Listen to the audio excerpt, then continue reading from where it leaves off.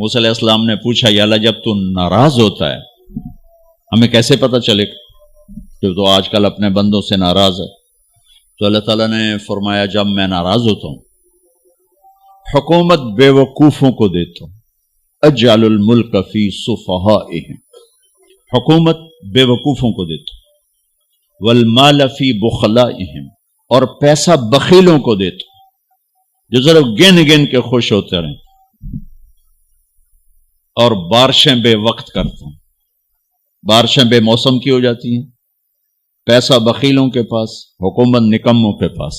کہ اللہ جب تو راضی ہوتا ہے تو اس کی کیا نشانی؟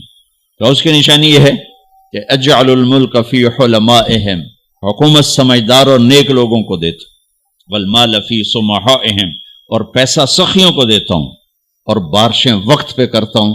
تو موسیٰ سمجھو میں اپنے بندوں سے راضی ہو چکا۔